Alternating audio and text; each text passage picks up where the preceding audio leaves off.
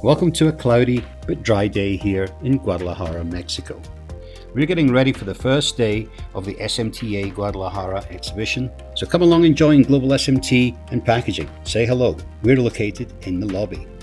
And welcome to our show floor studio here at SMTA Guadalajara. Delighted to be joined by Tom Forsythe here from Kaizen. Good to see you, Trevor. Yeah, I think you're the perfect person to choose to discuss the growth in this show and actually the changes in the market down here in Mexico. Well, the show's been, this show's been coming along for a long time, and it's particularly the last few years and this year. Mm-hmm. It's just you walk in, you don't believe where you are. Right. You know, there's the booths are bigger. There's more things in the booths. All the global brands are here. Everyone's here because the market in Mexico has been so exciting the last number of years. Yes. And of course, for a long time, that was going with the tide of the world, where the global tide for our industries was pretty amazing. Yeah. And now, of course, it's more of a slack tide, right? Yeah, absolutely. I mean, so the show has expanded enormously, but that's against the tide of what's happening in the industry. And it's not just here in Mexico, but as you say, worldwide. That's right. And it's because, you look at the global statistics and China continues to grow, but at a bit more modest pace. Mm-hmm. Europe is struggling. Mm-hmm. I think is a fair word. Yeah. The States is doing a little better than everybody else, but not like boom times. And so it's this case of we've got demand is a little soft around the world. Mm-hmm. And so all the companies are trying to figure out how to do a better job on that. So that's part of that's. Where do they have economies of scale? Where do they have labor advantages? How do they have logistics advantages? Right. One of the challenges with learn from COVID is that there are days that the ports get a little clogged, right? And of course the last 6 months or a year, however long it's been, with the traumas of shipping through the Red Sea. Yes. Where yes. that's added time to delivery and some uncertainty, and when you look at Mexico, that's co-located with the States here, and you don't really have to ship things by sea to get there, and they certainly don't have to go through the Red Sea. Well, that's true. That's an advantage. Yeah, I mean the shipping rates have mollified a little bit since COVID. They've come down right a bit. During COVID, it was astronomical, literally, right? And so they've come back down to normalcy. There's been a bit of a bump this past summer, somewhat of a timing issue, I think, but in general, those rates are back way closer to normal prices. Yeah. But I mean, it's still, whichever way you look at it, it's still extended lead times because it takes a month for stuff to come from Asia to here on the sea. Well, that's right. And also there's a risk factor as well. And the risk factors. And so I think that those are all things that help explain why this event is continuing to prosper, because whether the industry's in a lull or whether things here are still booming or in a bit of a lull themselves, the long-term trend is America's not moving. Mm-hmm. Yeah. The high-tech, the technical population in Mexico that's been staffing in the engineering ranks as well as the technician ranks and all the factories down here only continues to improve its capabilities, its competences in more and more areas. Yeah. That means long run, Mexico sounds like a good bet. Yeah, I wouldn't disagree with you on that, absolutely. So looking at the wider industry globally, I mean, what do you think are some of the reasons that have caused this sort of 6-month lull that we've had in the first half of this year? Well, I think let's face it, the world experienced, not every country, but most countries have experienced quite a bit of inflation, mm-hmm. Post-COVID, as the governments of the world said, what do we do to not have another Great Depression like the 1930s? So they all had varying strategies for that. Most of them involved spending either an awful lot or even more money than that. Right. Oddly enough, money chasing goods caused inflation. This mm-hmm. was somewhat shocking to some. And as well, what are the tools that the world has to fight inflation? Yeah. Well, they slow economic growth. Yes. That's and that means there's less money chasing a comparable amount of goods. Yeah. That's the formula. Like, how do you lose weight? You eat less and you exercise more.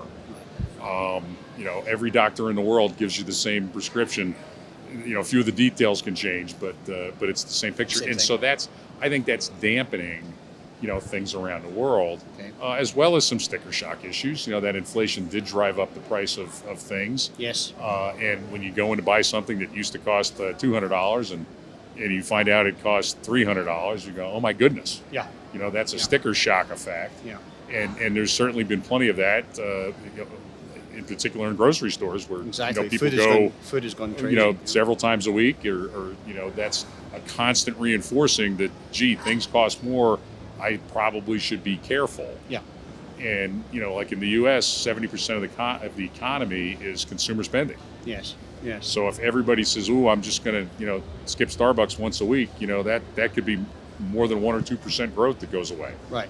Right. And so that's all leaning the right way. I mean, right now there's a sense of, well, maybe it's stopping. It's not getting worse. Maybe it's not worsening anymore. It's sort of stabilizing. That's probably a bit early, but well, I think people are still waiting out because you've got an election coming up in 11 weeks or whatever Right. it is, and people are waiting to see what's going to happen out the other side of that. And it's those factors are very difficult to predict, right? Because while when you do have elections and things turn over, while there's a change in policy, but all of our governments have gotten very good at systems and paperwork and procedures, all of which take a great deal of time to work through. Yeah. So when there's a new administration, I mean, the UK has a new government that's only 6 months old, something Less like than that. that. Less than that. Yeah. And so they have different policies than the last guys, but I bet very little has changed already. Maybe some things, but not giant things, because these things take time. Yeah. So all of these are long currents that they can have gigantic impacts, but it's rarely lighting a match. So looking at our industry, in more depth, I mean, the military sector seems to be doing pretty well. Medical's doing strong. You still got your industrial automation doing well. The EV side, the automotive side, has been a challenge, and it seems to have hit the buffers a bit. There's a few companies, Well, it's changing, right? I mean, when you think about it, there's been a big early adopter phase where people that were really very, very enthusiastic about the technology, they jumped in. I mean, it wasn't that many years ago where Tesla had waiting lists for cars. Yeah. You gave them a 1,000 of something, and 6 months later they called and said your car was ready. Yes. That was really different. Okay, that wasn't a traditional situation. Well, in some ways, that market's just sort of gotten a little more normal. Yeah. And that consumers have choices, and sometimes they want this kind of car, and sometimes they want that kind of car. The idea that every car was going to shift over to EV in a short time frame was a bit optimistic, and particularly absent any real strong government push and incentives. Like some of the Scandinavian countries have great statistics, but there was a big tax advantage to making that change. Yes. That was a bit of a finger on the scale. Yes. But there's no doubt that EVs are a big chunk of the future. Whether they're everything in the future is because in the U.S. anyway, there's when you do the math, the power grid isn't really up to the task. Well, I think that's the other big issue that's coming down the pike, and that is that a lot of the growth at the moment in the industry as well is producing equipment for data centers, and these data centers are hugely Power hungry. hogs. They really suck the power, and there's just not enough electricity capacity in any country that's trying to roll out. But this is one of those things where the data center thing seems to be a step function change in demand. Clearly, EVs at scale are a step function change in power demand. Yeah. Those are two Oh, there we go. Excitement in the show. So those are things that are going to drive. So there will be changes in the grid worldwide. Yeah. Because whenever there's demand, there is someone that some capitalistic man or woman that wants to make money at it. Yep. They see an opportunity, so they seize that opportunity. Yeah. And those entrepreneurs, they're out there. Yeah. We don't know their names, but then again, 15 or 20 years ago, we didn't know who Elon Musk was. Exactly. So there's somebody that's like that's lurking, that we'll all know their name in 5 or 10 years. No, I think so. I think there's a couple of companies working on these small nuclear facilities and different things that they're. That's right. I mean, but there's a hot button issue. I mean, Japan got out of nuclear because of Fukushima not too long ago. Yeah. Germany turned off their nuclear because of Fukushima. Yeah. So there's, that's a complex issue. Nuclear has some compelling advantages. Yeah. But it also has some trades-offs. Yeah. Right. Very much so. So that's not a clean. That's not as easy as pie. But these are things that we as society are going to address. We're going to figure it out because we like our electric toys.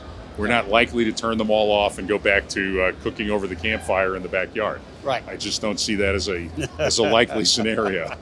Maybe I'm wrong. Okay. All right, we could talk about this all day, Tom, for sure. But it's great to catch up, and I think it's going to be a fantastic week this week. It's going to be a great week. Come see us. Come see us at Kaizen, right inside the door. Okay, excellent. So thank you for joining us today, and have a great show. Always a pleasure.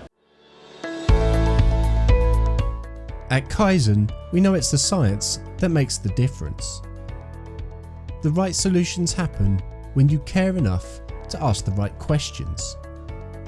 And we understand that your performance is directly related to ours. Science knows why it works, care knows why it's important.